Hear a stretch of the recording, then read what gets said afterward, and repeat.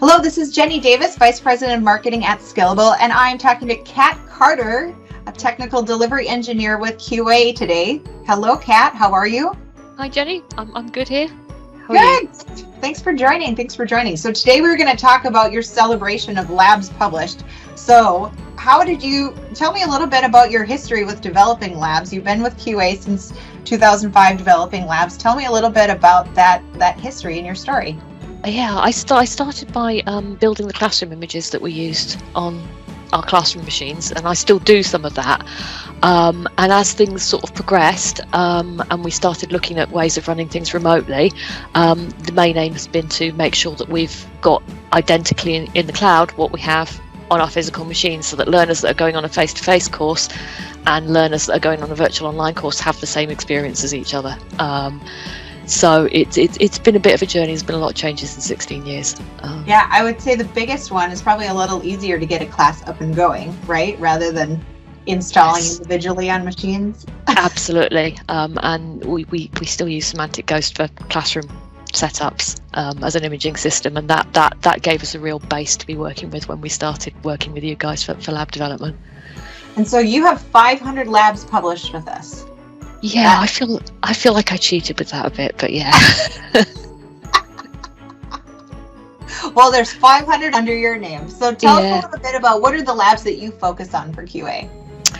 We've got a number of different learning divisions, and I look at stuff primarily for our original and main learning division, for our apprenticeships and for our higher education clients as well. And in all cases, it's very rare that we've got a build that only covers one course. It tends to cover multiple courses.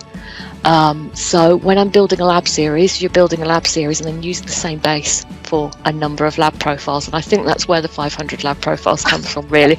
And I would honestly be, a major piece of advice to anybody that's doing, 12 data analysis courses that all need the same tool set is build one base lab for it. Well, exactly. And that kind of feeds what I was going to ask you. What are some of your favorite lab dev tools? And so the parent-child relationship, that's one of them. So. Yeah, that little checkbox that says inherit environment is my friend. It really is. Absolutely. So that's not cheating at all. You had to create that first one, and then you're just working smarter, not harder.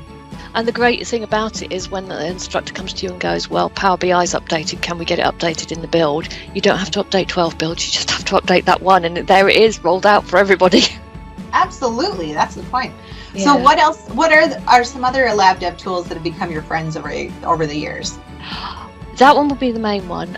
We use templates occasionally, but because we are largely duplicating what we run in the classrooms to make sure everybody gets the same experience, a lot of what we do, I think, is perhaps not a standard way of working, because a lot of times we're recreating the classroom build as a virtual machine, uploading the virtual machine, and then just spinning it up in Learn on Demand. Rearm Windows, make sure Windows Update is disabled so it doesn't slow everything down, and off you go. We have a little script and task scheduler for disabling Windows Update. That's probably my other main tool, because that's the biggest thing that slows everything down. What advice would you have for other lab devs who are working on the Skillable platform? So we have the inherent feature, but what else would you give them as advice as they're starting their lab journeys?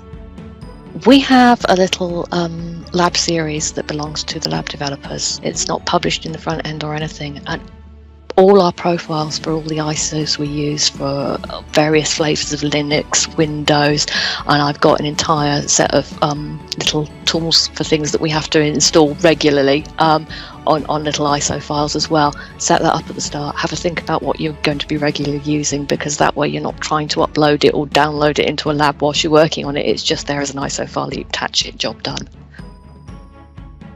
Attend the lab developer workshops. They're really useful.